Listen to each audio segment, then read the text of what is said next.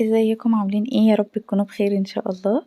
النهارده هنعمل مع بعضينا الكبد والقوانص، بس بجد هقول لكم على حاجه انا بعملها. بقيت طبعا اللي يعني ما بيحبهاش كان زي كده، وما بيبقى برضه مش مستلطفها بسبب ان مهما تغسلي فيها تحسي بطعم زفاره فيها. الطريقه اللي انا هقول لكم عليها دي بجد والله العظيم هتعجبكم جدا، وهتحبوا الكبد والقوانص زي. تمام، انا كنت بغسلها يا بنات والله العظيم، وبغسلها يعني برضو دي مغسولة بالملح والخل والليمون وكل حاجة، وبغسلها كويس جدا جدا، بس برضو واجي اعملها برضو حاسة انها طعمها برضو مش عاجبني. تمام. فعملت بقى الخطوة دي عجبتني جدا جدا في الكبد والقوانص. طبعا أنا عملتها ازاي؟ حطيت كده المية غليت، تمام، حطيت فيها الكبد والقوانص زي ما انتوا شايفين كده، وخدتها كام غلوة كده على النار. بعد كده طبعا تطلعي الكبدة، عشان الكبدة ما بتاخدش وقت زي القوانص. تخلي القوانص طبعا تاخد يعني 3/4 سوا. وبعد كده هقول لكم هنعمل ايه. لما تطلعوها تروحوا واخدينها على الحوض كده، وتروحوا شاطفينها من المية اللي هي بتبقى فيها دي، وطبعا بتصفوها وبتروحوا ايه مخليينها تكملوا بيها بقية الوصفة. تمام. انا كده وانتوا شفتوا القلب، انا عايزه كنت اوريكم القلب بس طبعا الحته دي فاتت. في الاول كده انا بوريكم القلب، ان انا بحب ان انا اقسمه. انا بقول لاخواتي الصغيرين عشان خاطر برضو ياخدوا بالهم من الحته دي. القلب لازم تشيلي منه كل حاجه وتقسميه من النص كده، عشان خاطر بيبقى جواه دم كده متجلط. تمام، ده برضو بيعمل زفاره. فانا بحب جدا ان انا اقسم القلب زي ما انتوا شفتوا كده في اول الفيديو بوريكم. طبعا بصوا الريم اللي بيبقى فيها ده كل ده احنا بناخده، بنحطه طبعا على الحوض تاني، وبنشطفها شطفة بسيطة كده تحت الحنفية، وكده يعني بتبقى تمام معانا، وبجد بتتفادي اي ريحة زفارة واي حاجة انت ممكن ما تقدريش ان انت تكوني توصلي لها يعني وانت بتغسليها. هنا انا مقطعة البصلاية زي ما انتوا شايفين كده. تمام، حطيتها على السمنة، مش عايزة احمرها، انا هخليها بس لونها يبقى شفاف. تمام. طبعا انا هنا كنت خلاص خلصت الكبدة خلاص، يعني خدت السوا، القوانص خدت السوا، والكبدة مطلعاها، وزي ما انتوا شايفين كده اللي هو ده الشكل اللي انا ببقى عايزاه. بحس كده ان انا نفسيا كده ايه انها نتفت يعني. خلاص، بس باخدها بروح حطاها على البصلاية، باخدها برضو تقليبتين كده مع البصلة. خلاص.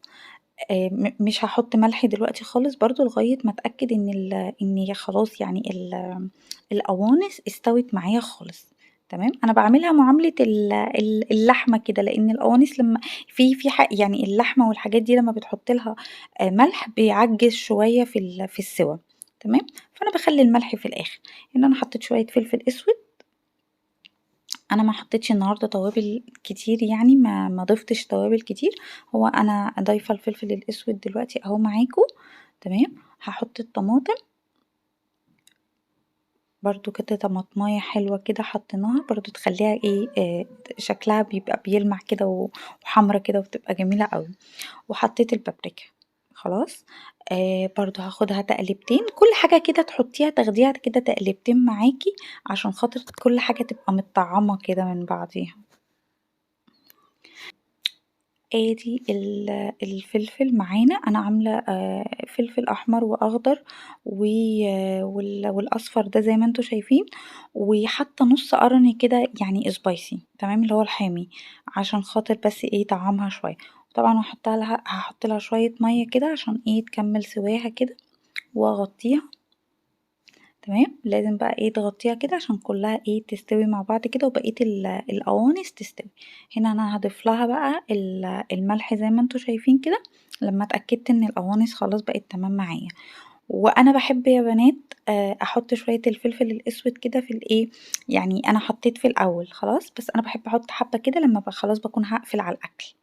تمام، حطيت السبع بهارات، ما حطيتش اي حاجه تاني. بس شويه الفلفل الاسود دول اللي هم بجربوهم كده بعد ما الحاجه معاكم ما بتستوي وتتسبك خلاص يعني معاكم، بحب اضيف قوي شويه الفلفل الاسود دول، فعلا بيفرقوا جامد جدا في الطعم وفي ريحه الاكل، وانتي خلاص بقى اللي هو بتقدميه. هنا انا حبيت ان انا اعمل مع الكبد والقوانص، حبيت ان انا اعمل مكرونه بسمنه النهارده، ما عملتهاش ببصل. تمام. طبعا حطيت السمنه ورحت حاطه الطماطم، حطيت شويه فلفل اسود، برضو هحط بابريكا، وهحط الملح وهحط شويه، وهحط يبقى واحده مرقه دجاج. تمام. ومعلقه الصلصه برضو عشان ايه تديها كده لون حلو برضو، وتخليها الطماطم بتاعتنا تبقى لونها حلو. والملح اهو طبعا حسب رغبتكم بقى.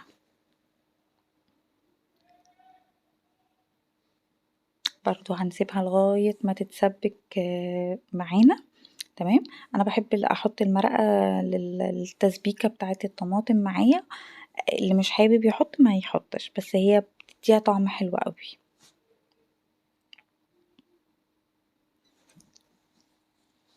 طبعا هنسيبها بقى ايه لو عملتيها بزيت او عملتيها بسمنة عامة لازم تسيبي الطماطم بتاعتك لغاية ما تحسي ان السمنة بتاعتها طلعت كده او الزيت بتاعها بقى فوق الوش ده كده يعني التسبيكة بتاعتها بقت تمام معاكي. انا هوريها لكم برضو، يعني هم يعني هو هتبان معاكم في الفيديو، عشان خاطر لو اي بنوتة كده دخلت تعمل حاجة كده وتفاجئ مامتها تبقى عارفة برضو ايه تتعمل ازاي، او زي ما انتوا شايفين كده.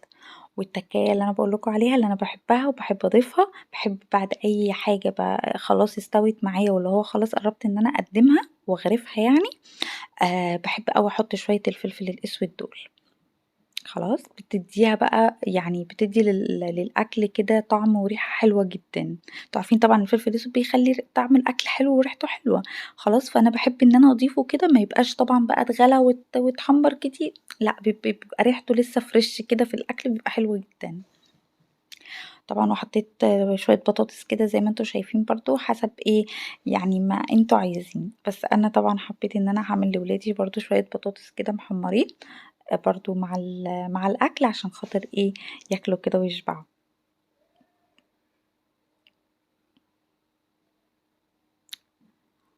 انا كده خلصت معاكم الوجبه بتاعتي النهارده، زي ما انتوا شايفين كده هي طريقتها سهله جدا، بس انا بقى طبعا بضيف الحاجات ديت للبنات الصغيرين ان شاء الله يتصادفهم فيديو كده من فيديوهاتي ان شاء الله يستفادوا منه، ولو بحاجه صغنونه خالص يعني.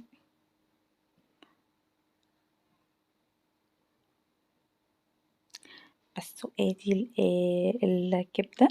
تمام. كبد والقوانص زي ما انتوا شايفين كده، وكنت طبعا جايبة شوية مخلل كده شوية شطة كده برضو تعمليهم كده، عايزة اقول لكم بتبقى حلوة جدا. ادخلي كده المطبخ كده وفاجئي مامتك ان انتي شاطرة ولهلوبة وبتعرفي تعملي كل حاجة. يا رب يكون الفيديو عجبكم، ولو عجبكم ما تنسوش تعملوا اللايك والشير والاشتراك عشان كل جديد يوصل لكم. طبعا لو حابين تشوفوني تاني ان شاء الله. بس كده، يلا سلام.